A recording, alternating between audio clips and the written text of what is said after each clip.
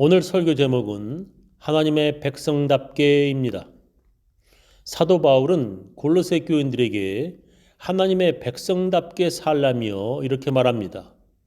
그러므로 여러분은 하나님의 택하심을 받은 거룩하고 사랑받는 사람답게 동정심과 친절과 겸손과 온유와 오래 참음을 옷 입듯이 입으십시오 하고 말했습니다. 하나님의 백성답게 하나님의 택하심을 받은 거룩하고 사랑받는 사람답게 동정심과 친절과 겸손과 온유와 오래 참음을 옷 입듯이 입으십시오라고 말하고 있습니다. 이것을 줄여서 간단하게 말하면 하나님의 백성답게 서로 사랑하며 사십시오입니다. 그 다음 절을 보면 더욱 확실하게 알 수 있습니다.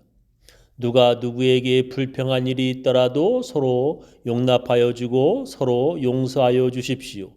주께서 여러분을 용서하신 것과 같이 여러분도 서로 용서하십시오. 이 모든 것 위에 사랑을 더하십시오. 사랑은 온전하게 묶는 띠입니다. 라고 말씀하십니다.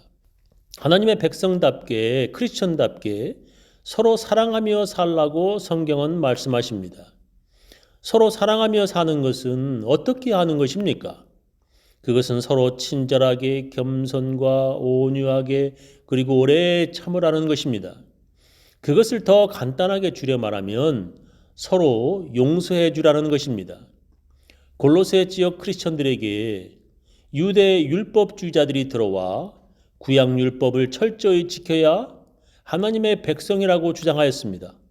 그 소식을 들은 사도 바울은 골로새 크리스천들에게 그 거짓 선지자들의 가르침을 따르지 말라고 말합니다. 왜냐하면 그들의 율법주의를 따르게 되면 교회에서 서로 비판하고 서로 정죄하게 되기 때문입니다. 예수님께서도 그들의 율법적 정죄를 받아 십자가에 죽으셨기 때문입니다.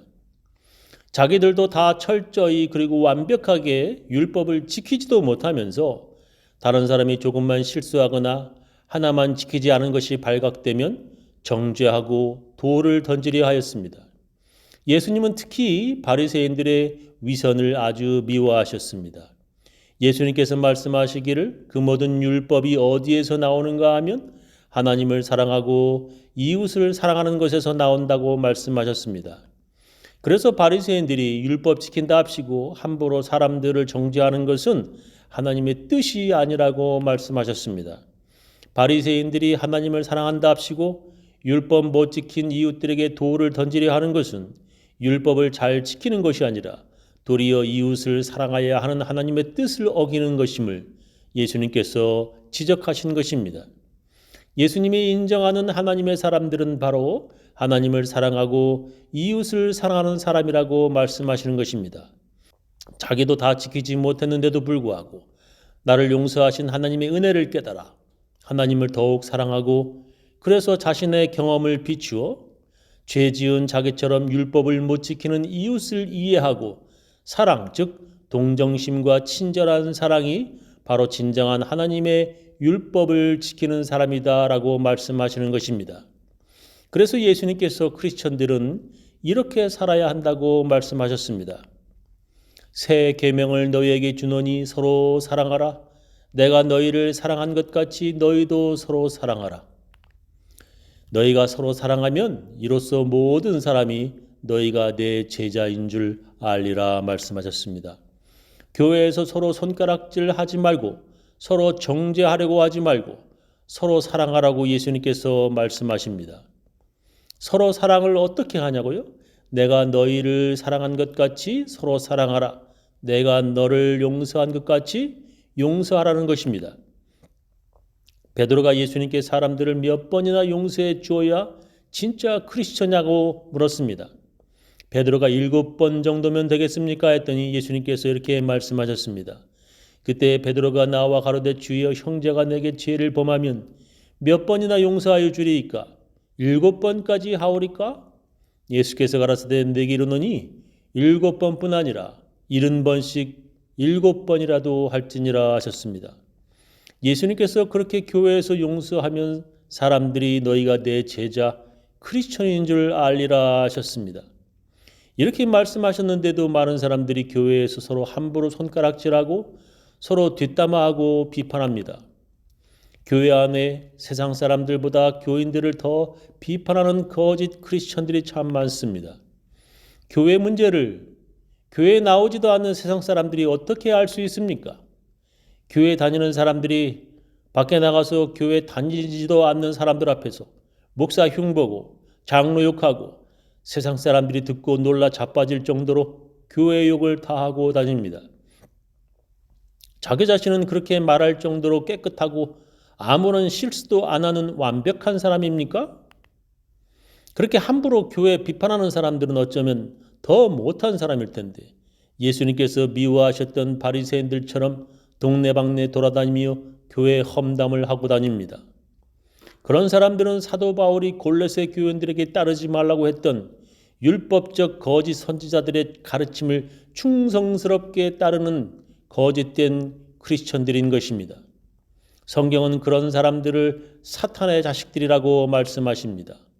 이러므로 하나님의 자녀들과 마귀의 자녀들이 나타나나니 무릇 의를 행치 아니하는 자나 또는 그 형제를 사랑치 아니하는 자는 하나님께 속하지 아니하리라 말씀하셨습니다.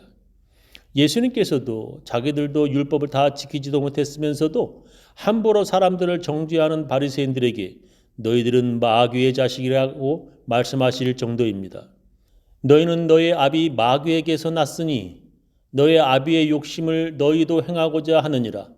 저는 처음부터 살인한 자요 진리가 그 속에 없으므로 진리에 서지 못하고 거짓을 말할 때마다 제 것으로 말하나니 이는 저가 거짓말쟁이요 거짓의 아비가 되었음이니라 말씀하십니다.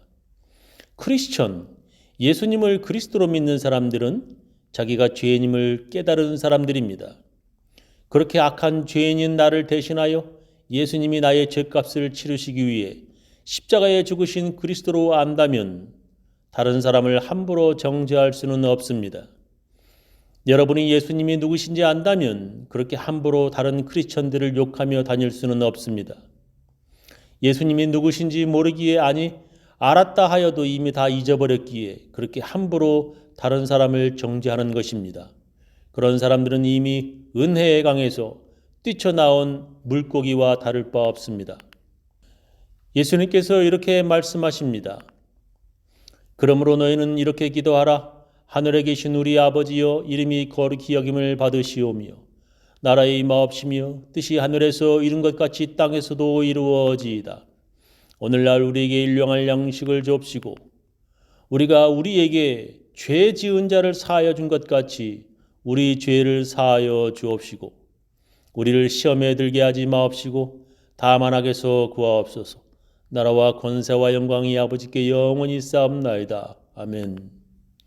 너희가 사람의 과실을 용서하면 너희 천부께서도 너희 과실을 용서하시려니와 너희가 사람의 과실을 용서하지 아니하면 너희 아버지께서도 너의 과실을 용서하지 아니하시리라 말씀하십니다. 우리가 주일마다 예배 중에 주님께서 가르쳐 주신 기도문을 외우는 것은 우리가 절대 잊지 말아야 하는 것이 있기 때문입니다. 그것은 바로 우리가 하나님의 은혜 받은 사람들, 용서받은 사람들이라는 것입니다. 그렇게 용서함 받았다고 해서 이젠 완벽한 것이 아니라 또 용서함 받아야 하는 사람들이라는 것을 잊지 않기 위함입니다. 그래서 예수님은 용서함 받고 또 용서함 받아야 할 연약한 우리들을 위해 우리가 우리에게 죄 지은 자를 사하여 준 것 같이 우리 죄를 사하여 주옵시고라고 기도하라 말씀하셨습니다. 우리 같은 약한 죄인들도 우리에게 죄 지은 사람을 용서하는데 그 크신 하나님께서도 우리를 용서해 주셔야 한다는 기도문입니다. 예수님께서 그렇게 말씀하시는 것은 우리가 사람들을 용서하며 사는 것이 진정한 하나님의 용서받는 삶이라는 것을 말씀하시고 있습니다. 용서하며 사는 것이 얼마나 중요하였으면 예수님께서 우리들에게 이렇게 기도하라고까지 명령하셨겠습니까?